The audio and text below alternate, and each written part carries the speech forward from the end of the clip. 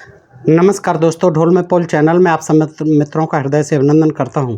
दोस्तों, वैसे तो महाभारत की हर एक कथा अपने आप में बड़ी ही विलक्षण है, विचित्र है, मनोरंजक है, हास्यास्पद है। लेकिन आज की जो कथा है वो बहुत ही मनोरंजक भी है, दिलचस्प भी है और जानकारी भी भरी है। उसमें दोस्तों राजसूय यज्ञ का वर्णन है। राजसूय पर्व यानी यज्ञ मनाया जा रहा है युधिष्ठिर के द्वारा। राजसूय यज्ञ के राजा किस खुशी में कि उन्होंने सारे पृथ्वी मंडल को जीत लिया, पृथ्वी को जीत लिया है। तो वो जो है राजसूय यज्ञ कर रहे हैं, उसकी जो ब्राह्मणों ने और श्री कृष्ण जी ने सलाह दी है कि आप जो है अब इस खुशी में, क्योंकि आपने पृथ्वी को जीत लिया है, तो आप जो है राजसूय यज्ञ कीजिए। राजसूय यज्ञ करते हैं महाराज। उसमें जो है आप जानते हैं यज्ञों में तो फिर ब्राह्मणों की मौजा ही मौजा होती थी। तमाम जो है करोड़ों अरबों रुपए के दान और तमाम सोना चांदी, तमाम जो है गायें, करोड़ों गायें दान, और उसके साथ साथ अविवाहित दासियाँ यानी शूद्रों की कन्याएं, स्त्रियां जो है उनको दान में दी जाती थीं, अविवाहित कन्याएं। और वो इस प्रकार का वर्णन इसमें भी मिलता है दोस्तों। और इसमें एक खास बात मिलती है कि सबको अपनी अपनी जिम्मेदारियां दी गई हैं राजसूय यज्ञ की। तो उसमें जिम्मेदारी श्री कृष्ण ने ब्राह्मणों से उत्तम फल की, उनकी सेवा करके उत्तम फल की कामना करते हुए श्री कृष्ण जी ने उनके चरणों को धोया है। चरणों को धोने की ड्यूटी रही है ब्राह्मणों की, ताकि उनको जो उत्तम फल की प्राप्ति हो सके। और इसमें दोस्तों अंत में जो आता है कि शिषपाल जो है, जो कि उनका जानी दुश्मन है श्री कृष्ण जी का, वो आता है। और जब उनकी अग्र पूजा की जाती है श्री कृष्ण जी की उसमें राजसूय यज्ञ में, तो शिषपाल जो है बहुत विरोध करता है और कृष्ण का बहुत अपमान करता है चारों तरफ से, हर तरह से। और वो कहता है कि जैसे कुत्ता एकांत में चूकर गिरे हुए थोड़े से हविष्य यानी घृत को चाट ले और अपने को धन्य धन्य मानने लगे, उसी प्रकार तुम अपने लिए अयोग्य पूजा स्वीकार करके अपने आप को बहुत बड़ा मान रहे हो श्री कृष्ण। ये शिषपाल जी के वाक्य देखिए क्या कहा कि जैसे कुत्ता एकांत में चूकर गिरे हुए थोड़े से हविष्य यानी घी को चाट ले और अपने को धन्य मानने लगे, उसी प्रकार तुम अपने लिए ये अयोग्य हो, तुम इसके लिए सर्वथा अयोग्य हो, और वो पूजा स्वीकार करके तुम अपने आप को बहुत बड़ा मान रहे हो श्री कृष्ण। तो दोस्तों इस तरह से करोड़ों जो है दान दिया गया है और तमाम जो है गाय दान दी गई हैं, सोना चांदी दिया गया है ब्राह्मणों को, और चरण धोने का काम श्री कृष्ण जी ने किया है ताकि उन्हें उत्तम फल की प्राप्ति हो सके। और इसके साथ ही साथ सारे ब्राह्मणों को जो है अविवाहित कन्याएं भी दान में दी जाती थी, ऐसी परंपरा थी दोस्तों। तो ब्राह्मणों का भी इसमें जो है देखिए महाभारत में जगह जगह श्री कृष्ण की जगह महाभारत में जो है ब्राह्मणों का ही यश वर्धन है। और आप स्वयं देख सकते हैं कि श्री कृष्ण से किस तरह से जो है चरण वंदना कराई है और पैर धोने का काम इस राजसूय यज्ञ में भी दिया गया है। तो दोस्तों आइए देखते हैं, ये बहुत ही अच्छा प्रसंग है, रोचक प्रसंग है, और आपसे मैं उम्मीद करता हूं कि आप इस वीडियो को पूरा देखेंगे और फिर निस्संदेह आपको ये पसंद भी आएगा, और आप जो है अपने प्रिय चैनल ढोल में पोल को सब्सक्राइब करेंगे और लाइक और कमेंट भी करेंगे। तो दोस्तों आइए देखते हैं। ये जो है 33वां अध्याय है और राजसूय पर्व है, और श्री महाभारत ये देखिए 876 पृष्ठ से है। ये महाभारत प्रथम खंड, ये जो है गीता प्रेस गोरखपुर है दोस्तों, मैं इससे आपके समक्ष प्रस्तुत करता हूँ। आइए देखिएगा। इसमें वैशंपायन जी कहते हैं कि कुरुनंदन इस प्रकार सारी पृथ्वी को जीतकर अपने धर्म के अनुसार बर्ताव करते हुए पांचों भाई पांडव इस भूमंडल का शासन करने लगे, भूमंडल का शासन करने लगे दोस्तों। भीमसेन आदि चारों भाइयों के साथ राजा युधिष्ठिर संपूर्ण प्रजा पर अनुग्रह करते हुए सब वर्ण के लोगों को संतुष्ट रखते थे। आगे क्या होता है दोस्तों, कुंती नंदन राजा युधिष्ठिर ने अपने अन्न वस्त्र के भंडार और खजाने का परिमाण जानकर यज्ञ करने का निश्चय किया। हाँ, उन्होंने देख लिया, पहले आकलन कर लिया कि हमारे खजाने में कितना मालटाल है। और दोस्तों ये मालटाल इसीलिए होता था, जनता का हित कुछ नहीं था, राजा लड़ता था, मरता था और रक्षा करता था, और सारा जो है पैसा ब्राह्मणों को दान में दिया करता था। ब्राह्मण जो है मंत्री हुआ करते थे, राजा तो एक रबर स्टाम्प की तरह होते थे, क्षत्रिय राजा। उनको जो अपने जो है नीति विधानों के अनुसार संस्कृत में लिख करके समझाते थे, उनको हिंदी में समझाते थे, और वैसे ही वो राजकाज चलाते थे, और राजकाज वैसे नहीं चलाते थे तो उनको पदच्युत करने की भी धमकियां दी जाती थी, पदच्युत भी कर दिया जाता था और वर्ण से भी बहिष्कृत कर दिया जाता था। तमाम जो है व्रात्य क्षत्रिय जो है व्रात्य राजा इसी तरह से हुए पदोन्नत। उन्होंने संस्कार नहीं कराए अपने और इनके नियमों को नहीं माना तो उनको शूद्र वर्ण में धकेल दिया गया। दोस्तों ये जो है आप इन ग्रंथों को पढ़ेंगे तो स्पष्ट हो जाता है। आगे देखते हैं कि क्या होता है। वे सुहृद इस तरह की बातें कर ही रहे थे कि उसी समय भगवान श्री हरि आ पहुँचे, कृष्ण जी आ पहुँचे। वे पुराण पुरुष, नारायण ऋषि, वेदात्मा एवं विज्ञानी जनों के लिए भी अगम्य परमेश्वर हैं। वे संपूर्ण वृषणवंशियों के परकोटे की भांति संरक्षक, आपत्ति में अभय देने वाले तथा उनके शत्रुओं का संहार करने वाले हैं। पुरुष सिंह माधव अपने पिता वसुदेव जी को द्वारका की सेना के आधिपत्य पर स्थापित करके धर्मराज के लिए नाना प्रकार के धन रत्नों की भेंट ले विशाल सेना के साथ वहाँ आए थे। विशाल सेना के साथ आए थे श्री कृष्ण जी। युधिष्ठिर ने कहा, श्री कृष्ण आपकी दया से आपकी सेवा के लिए सारी पृथ्वी इस समय मेरे अधीन हो गई है। वार्ष्णे मुझे धन भी बहुत प्राप्त हो गया है। त्वकृते पृथ्वी सर्वं मध्य से कृष्णम वर्तते धनम च बाहु वार्ष्णेय त्वत्प्रसादादुपार्जितम। 18वां श्लोक 878 पृष्ठ। दोस्तों युधिष्ठिर कहते हैं श्री कृष्ण से कि आपकी दया से महाराज आपकी सेवा के लिए सारी पृथ्वी समय मेरे अधीन हो गई है। वार्ष्णे मुझे धन भी बहुत प्राप्त हो गया है। देवकी नंदन माधव वह सारा धन मैं विधिपूर्वक श्रेष्ठ ब्राह्मणों तथा हव्यवाहन अग्नि के उपयोग में लाना चाहता हूँ। अग्नि में स्वाहा करना चाहता हूँ उस धन को, और श्रेष्ठ ब्राह्मणों को दान देना चाहता हूँ। सो अहम इच्छामि तत्सर्वं विधिवत देवकी सुता उपयोक्तम द्विजाग्रेभ्यो हव्यवाहे च माधव। 19वां श्लोक। महाबाहु दासा, अब मैं आप तथा अपने छोटे भाइयों के साथ यज्ञ करना चाहता हूँ, इसके लिए आप मुझे आज्ञा दें। तब भगवान श्री कृष्ण ने राजसूय यज्ञ के गुणों का विस्तार पूर्वक वर्णन करके युधिष्ठिर से इस प्रकार कहा, राज सिंह आप सम्राट होने योग्य हैं, अतः आप ही इस महान यज्ञ की दीक्षा ग्रहण कीजिए। आपके दीक्षा लेने पर हम सब लोग कृत्य हो जाएंगे। आप दीक्षा लीजिए, हम तो कृत्य वैसे ही हो जाएंगे। श्री कृष्ण जी कहते हैं, आप अपने सभीष्ट यज्ञ को प्रारंभ कीजिए। मैं आपका कल्याण करने के लिए सदा उद्यत हूँ। मुझे आवश्यक कार्य में लगाइए, मुझे भी ड्यूटी दीजिए। मुझे क्या करना है, मैं आपकी सब आज्ञाओं का पालन करूंगा। श्री कृष्ण जी कहते हैं। युधिष्ठिर बोले, श्री कृष्ण मेरा संकल्प सफल हो गया, मेरी सिद्धि सुनिश्चित है, क्योंकि ऋषिकेश आप मेरी इच्छा के अनुसार स्वयं ही यहाँ उपस्थित हो गए हैं। कुरुश्रेष्ठ जिनको खाने की प्राय सभी इच्छा करते हैं, वे रस और गंध से युक्त भांत भांत के मिष्ठान आदि तैयार कराए जाएं। कृष्ण जी कहते हैं, कुरुश्रेष्ठ जिनको खाने की प्राय सभी इच्छा करते हैं, वे रस और गंध से युक्त भांत भांत के मिष्ठान आदि तैयार कराए जाएं, और जो ब्राह्मणों को उनकी इच्छा के अनुसार प्रीति प्रदान करने वाले हों।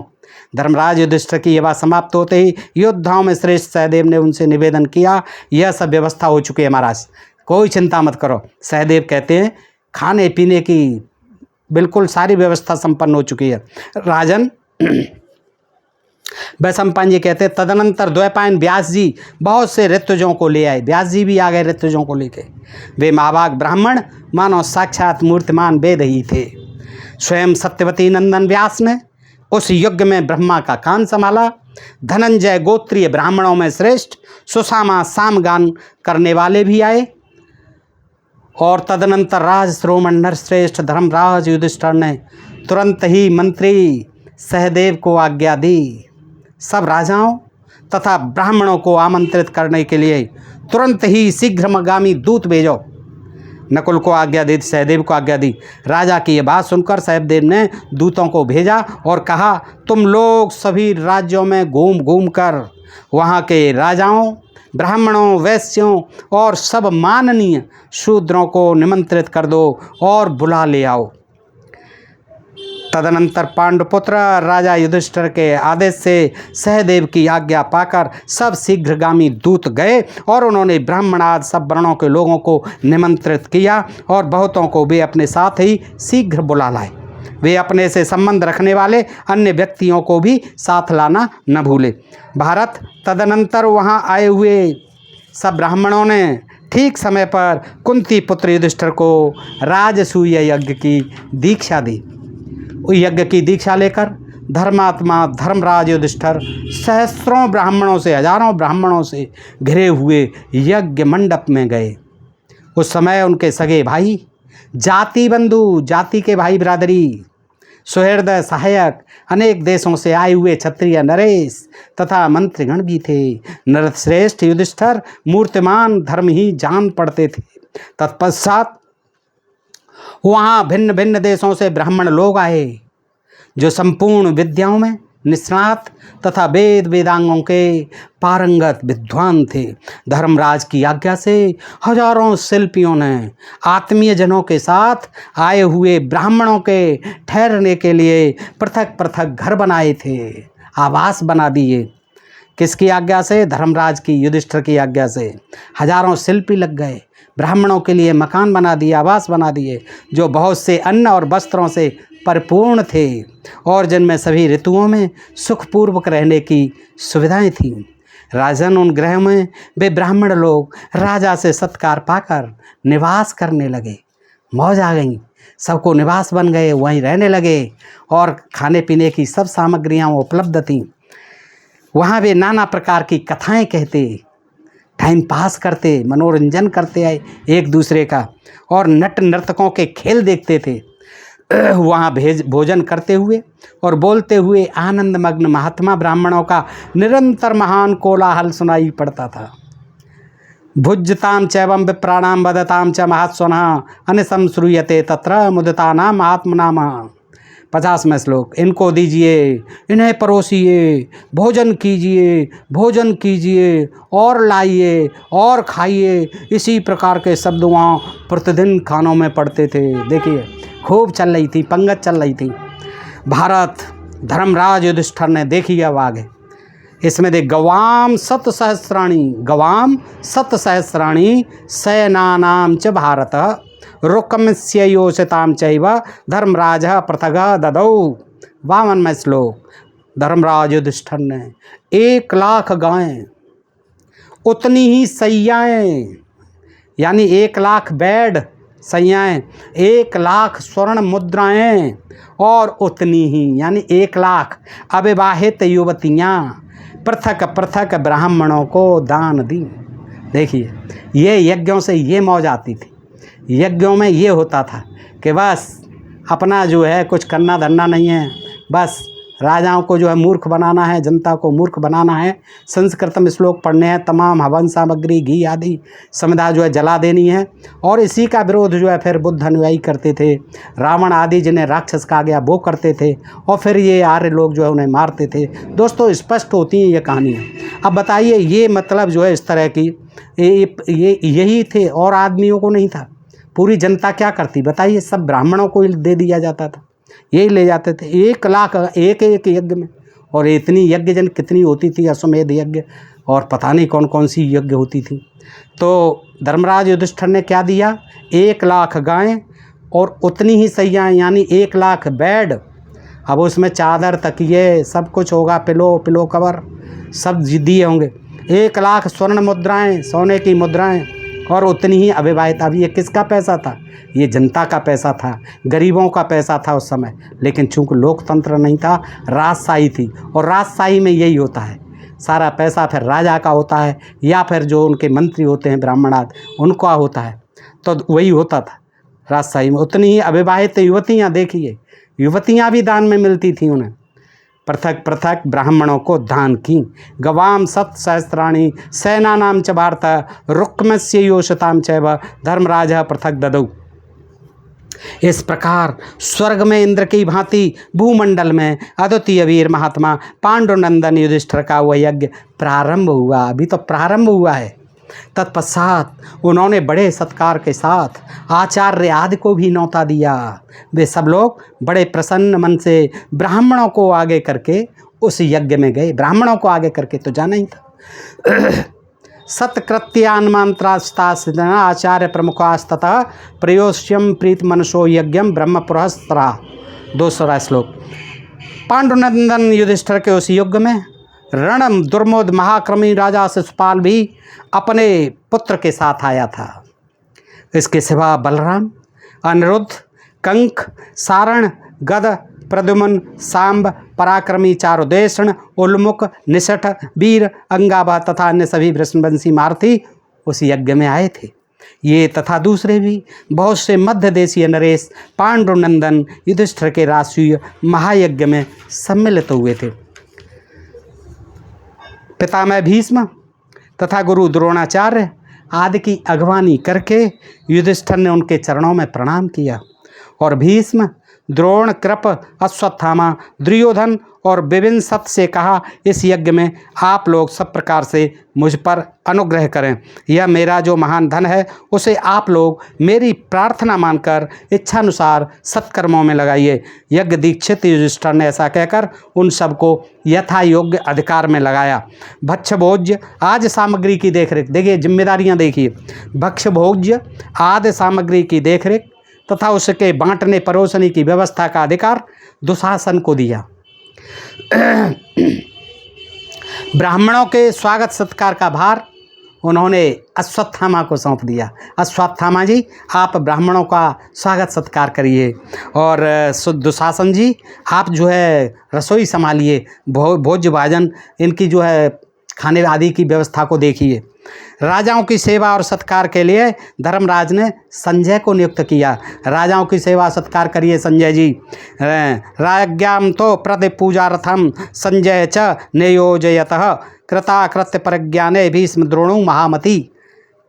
श्लोक नंबर 6।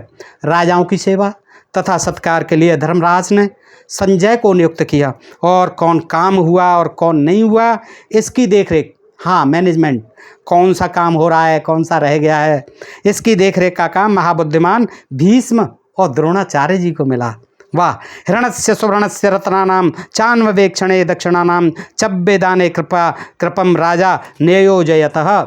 उत्तम वर्ण के स्वर्ण तथा रत्नों को परखने यानी जौहरी का काम रखने और दक्षिणा देने के कार्य में राजा ने कृपाचार्य की नियुक्ति की। महाराज कृपाचार्य लगा दिए। देखिए सोना रत्न आदि की परख करके सही सही देख करके दान दीजिए। इसी प्रकार दूसरे दूसरे श्रेष्ठ पुरुषों को यथा योग्य भिन्न भिन्न कार्यों में लगाया। नकुल के द्वारा सम्मान पूर्वक बुलाकर लाए हुए वाल्मीकि और दृष्टा, सोमदत्त और जयद्रथ वहाँ घर के मालिक की तरह सुखपूर्वक रहते और इच्छा अनुसार विचरने लगे। संपूर्ण धर्मों के ज्ञाता, देखिए विदुर जी की क्या जिम्मेदारी थी। संपूर्ण धर्मों के ज्ञाता विदुर जी धन को व्यय करने के कार्य में नियुक्त किए गए थे, ट्रेजरर बनाए गए थे। धन को देखना है, व्यय करना है, कैसे रख रखाव करना है धन का। और राजा दुर्योधन कर देने वाले राजाओं से सब प्रकार की भेंट स्वीकार करने और व्यवस्था पूर्वक रखने का काम संभाले। राजा दुर्योधन भी क्या कर रहे थे, सभी राजा जो ला रहे थे भेंटें उपहार लेके आ रहे थे वो सब रखना है, उसका रखरखाव करना है और उससे संबंधित सारी व्यवस्थाएं देखने का काम दुर्योधन जी कर रहे थे। अब देखिए कृष्ण जी की भी ड्यूटी देखिए कि चरण छालने कृष्णो ब्राह्मणानाम स्वयं हिरभूत सर्वलोक समाव्रत पिप्रीस्व फलम उत्तमम। यानी 10वां श्लोक पृष्ठ 883। सब लोगों से घिरे हुए हमारे भगवान श्री कृष्ण सबको संतुष्ट करने की इच्छा से, ब्राह्मणों को संतुष्ट करने की इच्छा से स्वयं ही ब्राह्मणों के चरण पखारने में लगे थे। देखिए हमारे भगवान ब्राह्मणों के चरण पखारने में बड़े मस्त रहते हैं, आनंदित रहते हैं, जिससे उसमें क्या है, जिससे उत्तम फल की प्राप्ति होती है। ये कृष्ण भगवान जो है क्योंकि उत्तम फल की प्राप्ति चाहते थे इसलिए उन्होंने सब लोगों से घिरे हुए भगवान श्री कृष्ण ने सबको संतुष्ट करने की इच्छा से कि कोई ब्राह्मण जो असंतुष्ट न हो, उन्होंने कहा भाई चिंता मत करो, मैं सारे ब्राह्मणों के चरण पखारता रहूँगा ताकि मुझे उत्तम फल की भी प्राप्ति होती रहेगी और वो संतुष्ट भी होते रहेंगे। देखिए दोस्तों कितना बड़ा काम इसमें गए, वाह वाह।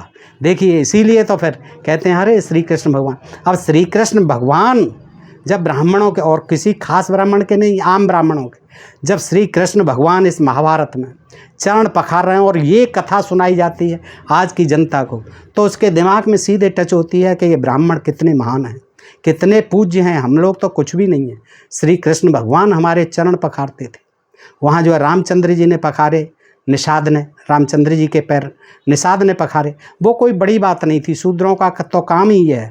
तो इसी तरह से श्री कृष्ण भी क्या समझे गए, वहाँ शूद्रत्व तो उन्होंने स्वीकार किया, दासता ही है ये। और श्री कृष्ण जी इसीलिए शूद्र वर्ण में ही माने जाते हैं और थे, इसीलिए इन्होंने, ब्राह्मणों ने जो है जगह जगह अपनी चरण वंदना की है। और देख सकते हैं आप दोस्तों, पढ़ लीजिए इस श्लोक को कि चरण छालने कृष्णो ब्राह्मणा नाम स्वयं निर्भूत सर्वलोक समाव्रत प्रपीसम फलम उत्तमम।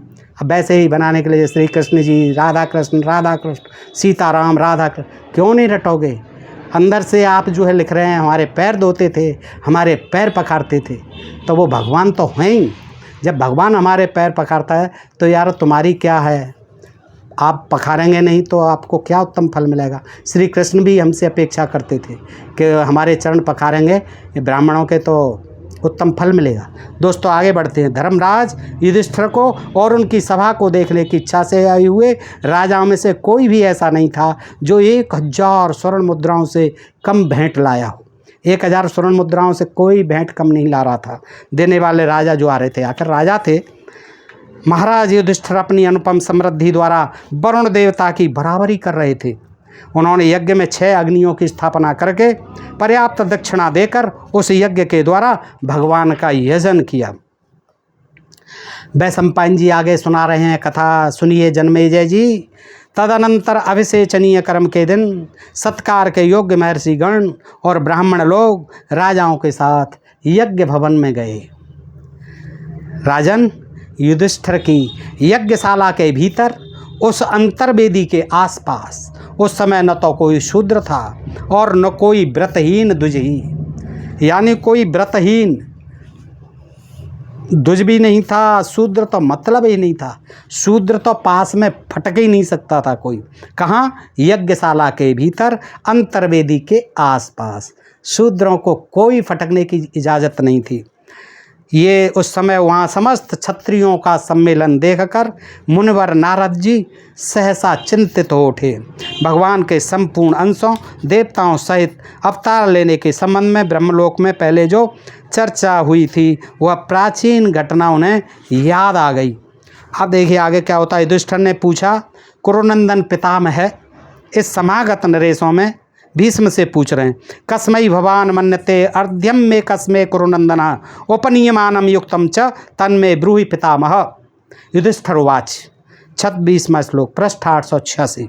युधिष्ठिर ने पूछा, कुरुनंदन पितामह, इन समागत यानी आए हुए नरेशों में किस एक को सबसे पहले अर्घ्य निवेदन करना आप उचित समझ, यानी सबसे पहले किसको अर्घ्य निवेदित किया जाए? भीष्म पितामह आप बताइए, यह मुझे बताइए। तो वैशंपायन उवाचात कहते हैं, ततो भीष्म शांत नवो बुद्धिया निश्चित्य वीरवाना अमन्यतः तदा कृष्णम रणीयम्यतम भुवि। 27वां श्लोक, तब महापराक्रमी शांतनंदन भीष्म ने अपनी बुद्धि से निश्चय करके भगवान श्री कृष्ण को ही भूमंडल में सबसे अधिक पूजनीय माना। उन्होंने कह दिया, श्री कृष्ण से ज़्यादा इस भूमंडल में कोई पूजनीय नहीं है। हे युधिष्ठिर सुनो और श्री कृष्ण का ही अर्घ्य निवेदित कर दीजिए। सर्वप्रथम कुंती नंदन, ये भगवान श्री कृष्ण इन सब राजाओं के बीच में अपने तेज बल और पराक्रम से उसी प्रकार देदीप्यमान हो रहे हैं जैसे ग्रह नक्षत्रों में भुवन भास्कर भगवान सूर्य अंधकार पूर्ण स्थान जैसे सूर्य का उदय होने पर ज्योत से जगमग हो उठता है और वायुहीन स्थान जैसे वायु के संचार से सजीव सा हो जाता है, उसी प्रकार भगवान श्री कृष्ण के द्वारा हमारी यह सभा आह्लादित और प्रकाशित हो रही है। अतः ये ही अग्र पूजा के योग्य हैं। भीष्म जी की आज्ञा मिल जाने पर प्रतापी सहदेव ने वृष्ण कुलभूषण भगवान श्री कृष्ण को विधिपूर्वक उत्तम अर्घ्य निवेदन किया। श्री कृष्ण ने शास्त्रीय विधि के अनुसार वो अर्घ्य स्वीकार किया। वासुदेव नंदन भगवान श्री हरि की वह पूजा राजा शिशुपाल सह नहीं सका। स उपालभ्य भीष्म च धर्मराजम च संसदि अपाक्ष पदः वासुदेवम चेदिराजो महाबलः। 32वां श्लोक। महाबली चेदराज यानी शिशुपाल भरी सभा में भीष्म और धर्मराज युधिष्ठिर को उलाहना देकर भगवान वासुदेव पर आक्षेप करने लगा। क्या करने लगा देखिए। शिशुपाल बोला, नाय मर्ति वार्ष्णेय अस्तिष्ठम महात्मसु महीपत सुकौरभ्यम राजवत पार्थिवार्हणम। पहला श्लोक। शिशुपाल बोला, कौरव्य, यहाँ इन महात्मा भूमिपतियों के रहते हुए यह वृषणवंशी कृष्ण राजाओं की भांति राजोचित पूजा का अधिकारी कदापि नहीं हो सकता। राजोचित पूजा का अधिकारी ये वृषणवंशी कृष्ण कदापि नहीं हो सकता। महात्मा पांडवों के लिए यह विपरीत आचार कभी उचित नहीं है। पांडु कुमार, तुमने स्वार्थवश कमल नयन श्री कृष्ण का पूजन किया है। पांडवों, अभी तुम लोग बालक हो, तुम्हें धर्म का कुछ पता नहीं है, क्योंकि धर्म का स्वरूप अत्यंत सूक्ष्म है। ये गंगानंद भीष्म बहुत बूढ़े हो गए हैं, अब इनकी स्मरण शक्ति जवाब दे चुकी है, उनकी सूझबूझ और समझ भी बहुत कम हो गई है, तभी इन्होंने श्री कृष्ण पूजा की सम्मति दी है। भीष्म, तुम्हारे जैसा धर्मात्मा पुरुष भी जब मनमाना अथवा किसी का प्रिय करने के लिए मोहदेखी करने लगता है, तब वह साधु पुरुषों के समाज में अधिक अपमान का पात्र बन जाता है। यह सभी जानते हैं कि यदुवंशी कृष्ण राजा नहीं है। फिर संपूर्ण भूपालों के बीच तुम लोगों ने जिस प्रकार इसकी पूजा की है, वैसी पूजा का अधिकारी यह कृष्ण कैसे हो सकता है। कुरुपुंगव, अथवा यदि तुम श्री कृष्ण को बड़ा बूढ़ा समझते हो, यानी इसलिए या तो क्योंकि राजा नहीं है, लेकिन चलो मानते हो आप बड़ा बूढ़ा समझते हो, ने सीनियर समझते हो, अथवा मन्ये कृष्णम स्थविरम कुरुपुंगव वसुदेव स्थित वृद्धे कथम मारती तत्सुतः। यानी वो यदि तुम श्री कृष्ण को बड़ा बूढ़ा समझते हो, तो इसके पिता वृद्ध वासुदेव के रहते हुए उनका यह पुत्र कैसे पूजा का पात्र हो सकता है। वासुदेव जी बैठे हुए, वो इनके पिताजी हैं, उनकी पूजा कराते। आगे क्या कहता है, अपनी तर्क देता है शिशुपाल। अथवा यह मान लिया जाए कि वासुदेव कृष्ण तुम लोगों का प्रिय चाहने वाला और तुम्हारा अनुसरण करने वाला सुहृद है, तुम्हारा अनुसरण करने वाला, तुम्हारा हित चाहने वाला सुहृद है, इसलिए तुमने इसकी पूजा की है। तो यह भी ठीक नहीं है, क्योंकि तुम्हारे सबसे बड़े सुहृद तो राजा द्रुपद हैं। उनके रहते यह माधव पूजा पाने का अधिकारी कैसे हो सकता है। कुरुनंदन, अथवा यह समझ लें कि तुम कृष्ण को आचार्य मानते हो, फिर भी आचार्यों में बड़े बूढ़े द्रोणाचार्य के रहते हुए इस यदुवंशी की पूजा तुमने क्यों की है।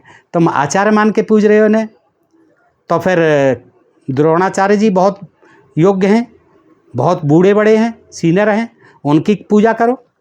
कुरुकुल को आनंदित करने वाले युधिष्ठिर, अथवा यदि यह कहा जाए कि तुम कृष्ण को अपना ऋत्विज समझते हो, तो ऋत्विजों में सबसे वृद्ध द्वैपायन वेद व्यास के रहते हुए तुमने कृष्ण की अग्र पूजा कैसे की। अरे ये ऋत्विजों में तो वृद्ध द्वैपायन वेद व्यास बैठे हुए, उनकी पूजा करते। राजन, शांतुनंदन भीष्म पुरुष शिरोमणि तथा स्वच्छंद मृत्यु हैं, इनके रहते, भीष्म के रहते तुमने कृष्ण की अर्चना कैसे की। अरे ये तो अपनी मृत्यु को भी जीत चुके हैं। स्वच्छंद मृत्यु, जब ये चाहेंगे तभी इनकी मृत्यु होगी, और इनको जो है आपकी अग्र पूजा से क्यों वंचित किया भीष्म जी को। कुरुनंदन युधिष्ठिर, संपूर्ण शास्त्रों के निपुण विद्वान वीर अश्वत्थामा के रहते हुए तुमने कृष्ण की पूजा कैसे कर डाली। और तुम्हें शास्त्रों के निपुण की पूजा करनी थी, विद्वान की, वीर की, तो अश्वत्थामा थे, महाराज अश्वत्थामा की पूजा करनी थी, आपने कृष्ण की पूजा कैसे कर डाली। पुरुष प्रवर राजाधिराज दुर्योधन और भरत वंश के आचार्य महात्मा कृप के रहते हुए तुमने कृष्ण की पूजा का औचित्य कैसे स्वीकार किया। तुमने किम पुरुषों के आचार्य द्रुम का उल्लंघन करके कृष्ण की अग्र पूजा क्यों की। पांडु के समान दुर्धर्ष वीर और राजोचित शुभ लक्षणों से संपन्न भीष्मक राजा रुक्मी और उसी प्रकार श्रेष्ठ धनुर्धर एकलव्य तथा राजा मद्रराज शल्य के रहते हुए तुम्हारे द्वारा कृष्ण की पूजा किस दृष्टि से की गई। भारत, ये जो अपने बल के द्वारा सब राजाओं से होड़ लेते हैं, वे प्रवर परशुराम जी के प्रिय शिष्य हैं तथा जिन्होंने अपने बल का भरोसा करके युद्ध में अनेक राजाओं को परास्त किया है, उन महाबली कर्ण को छोड़कर तुमने कृष्ण की आराधना कैसे की। कुरुश्रेष्ठ मधुसूदन, कृष्ण न ऋत्विज हैं, न आचार्य हैं, न राजा ही हैं, फिर तुमने किस प्रिय कामना से इसकी पूजा की है। यदि यह मधुसूदन ही तुम लोगों का पूजनीय देवता है, इसलिए इसी की पूजा तुम्हें करनी थी, तो इन राजाओं को केवल अपमानित करनी, यानी हम राजाओं को केवल अपमानित करने के लिए बुलाने की क्या आवश्यकता थी। राजाओं, हम सब लोग इन महात्मा कुंती नंदन युधिष्ठिर को जो कर दे रहे हैं, टैक्स दे रहे हैं, वह भय, लोभ अथवा कोई विशेष आश्वासन मिलने के कारण नहीं दे रहे हैं। हमने तो यही समझा था कि यह धर्माचरण में संलग्न रहने वाला क्षत्रिय सम्राट का पद चाहता है, तो अच्छा ही है, यही सोचकर हम उसे कर देते हैं। परंतु यह राजा युधिष्ठिर हम लोगों को नहीं मानता है। युधिष्ठिर, इससे बढ़कर दूसरा अपमान और क्या हो सकता है कि तुमने राजाओं की सभा में, जिसे राजोचित चिन्ह छत्र चंवर आदि प्राप्त नहीं हुआ है, उस कृष्ण की अर्ध्यों के द्वारा पूजा की। धर्मपुत्र युधिष्ठिर को अकस्मात ही धर्मात्मा होने का यश प्राप्त हो गया है, अन्यथा कौन ऐसा धर्मनिष्ठ पुरुष होगा जो किसी धर्मच्युत की पूजा इस प्रकार करेगा। वृष्ण कुल में पैदा हुए इस दुरात्मा ने तो कुछ ही दिन पहले महात्मा राजा जरासंध का अन्यायपूर्वक वध किया है। आज युधिष्ठिर का धर्मात्मापन दूर निकल गया, क्योंकि इन्होंने कृष्ण को अर्ध निवेदन करके अपनी कायरता ही दिखाई है। अब शिशुपाल ने भगवान श्री कृष्ण को देखकर कहा, क्या कहा? माधव, कुंती के पुत्र डरपोक, कायर और तपस्वी हैं। इन्होंने तुम्हें ठीक ठीक न जानकर यदि तुम्हारी पूजा कर दी, तो तुम्हें ही समझना चाहिए था कि तुम किस पूजा के अधिकारी हो। अथवा जनार्दन, इन कायरों द्वारा उपस्थित की हुई इस अग्र पूजा को उसके योग्य न होते हुए भी तुमने क्यों स्वीकार कर लिया। अथब्बा कृपणे रेताम पुनीताम जनार्दन पूजा मनरम कस्मात त्वमभ्यम नुज्ञातवानसि। 26वां श्लोक। अयुक्तामात्मना पूजा त्वम पुनर्बहु मन्य से हविषः प्राप्य निश्चंदम प्रासता स्वेब निर्जने। 27वां श्लोक। देखिए क्या कहता है। जैसे कुत्ता एकांत में चूकर गिरे हुए थोड़े से हविष्य यानी घृत को चाट ले और अपने को धन्य धन्य मानने लगे, उसी प्रकार तुम अपने लिए अयोग्य पूजा स्वीकार करके अपने आप को बहुत बड़ा मान रहे हो। श्री कृष्ण क्या कहा, देखिए कितना अपमान के। अयुक्तमात्मनम पूजाम त्वम पुनर्बहु मन्य से हविषः प्राप्यम निश्चिंदम प्रासता स्वयं निर्जने। यानी जैसे कुत्ता एकांत में चूक से गिरे हुए थोड़े से हविष्य यानी घृत को चाट ले और अपने को धन्य धन्य मान ले, श्री कृष्ण उसी प्रकार तुम अपने लिए अयोग्य पूजा स्वीकार करके अपने आप को बहुत बड़ा मान रहे हो। कृष्ण, तुम्हारी इस अग्र पूजा से हम राजा अधिराजों का कोई अपमान नहीं होता, परंतु ये कुरुवंशी पांडव तुम्हें अर्ध देकर वास्तव में तुम्ही को ठग रहे हैं। मधुसूदन, जैसे नपुंसक का व्यवहार रचाना और अंधे को रूप दिखाना उनका उपहास ही करना है, उसी प्रकार तुम जैसे राज्यहीन की यह राजाओं के समान पूजा ही विडंबना मात्र है। आज मैंने राजा युधिष्ठिर को देख लिया, भीष्म भी जैसे हैं उनको भी देख लिया, और इस वासुदेव कृष्ण का भी वास्तविक रूप क्या है यह भी देख लिया। वास्तव में ये सब ऐसे ही हैं। उनसे ऐसा कहकर शिशुपाल अपने उत्तम आसन से उठकर कुछ राजाओं के साथ उस सभा भवन से जाने को उद्यत हो गया। तो दोस्तों देखिए कितनी कितनी बातें आपको जानने की मिली, आज तक नहीं जान पाई होंगे कि किस तरह से राजसूय यज्ञ हों या कोई और यज्ञ हों, उसमें ब्राह्मणों को कितना दान दिया जाता था और सारी प्रजा का पैसा जो है ब्राह्मणों के दान खाते में चला जाता था, और उसके साथ ही साथ उनको अविवाहित युवतियां भी दान में दी जाती थीं। दोस्तों अब सोच लीजिए कि ये युवतियाँ किसकी पुत्रियाँ होती थी। ये आप देख सकते हैं, आखिर होती तो हमारे देश की जनता में से ही थी, हमारे लोगों की ही होती थी और इन ब्राह्मणों को दान में दी जाती थी। ये फिर उनके साथ भोग विलास करते थे। तो दोस्तों, इस तरह की कहानियों से ये महाभारत भरा पड़ा है। और देखिए कृष्ण का कैसा अपमान किया है। कृष्ण ने खुद भी अपने आप का कैसा अपमान किया है, लेकिन उन्होंने लिखा है, नहीं किया हो। कृष्ण क्यों करेंगे? चरण पखारना जो है वो ड्यूटी ली उन्होंने ऋषियों ने कि मुझे उत्तम फल मिल सके। एक तरफ हमारे भगवान श्री कृष्ण और एक तरफ उनका ऐसा अपमान। ये लेखक हैं, इनके मन में जो आ जाए लिखा है। एक तरफा सारी बातें लिखी हैं दोस्तों।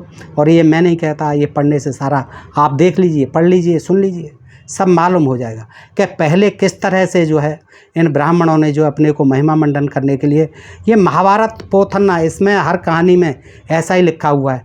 इसमें शूद्र जातियों का जरूर वर्णन आएगा। इसमें भी आया है कि वहाँ यज्ञ वेदी के आसपास कोई शूद्र नहीं था, कोई उपस्थित नहीं था। तो दोस्तों, शूद्रों का वर्णन आता है, क्षत्रियों का आता है, वैश्यों का आता है। इसी तरह का ये जातिवाद वर्णन जो है भरा पड़ा है दोस्तों, और ब्राह्मणों का महिमा मंडन भरा पड़ा है। बताइए आज का प्रसंग ये आपको कैसा लगा दोस्तों? अच्छा लगा हो तो मित्रों को शेयर करें और जानें कि हमारे इन धर्मशास्त्रों की जो कथा कहानियाँ हैं आज वो बिल्कुल प्रासंगिक नहीं हैं। इनको पढ़ने से और सुनने से कोई भी लाभ नहीं होने वाला है, किसी का भी लाभ नहीं हो, न ब्राह्मण का, न क्षत्रिय का, न वैश्य का, न शूद्रों का।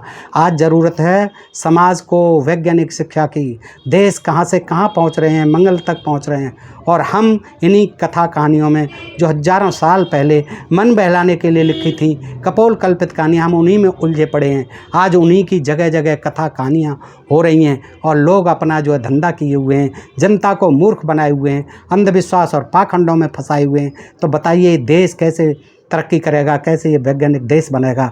इसी सोच के साथ आप सब मित्रों का हृदय से आभार। अपने प्रिय चैनल ढोल में पोल को सब्सक्राइब करते रहें। नमस्कार, जय हिंद, जय भारत दोस्तों।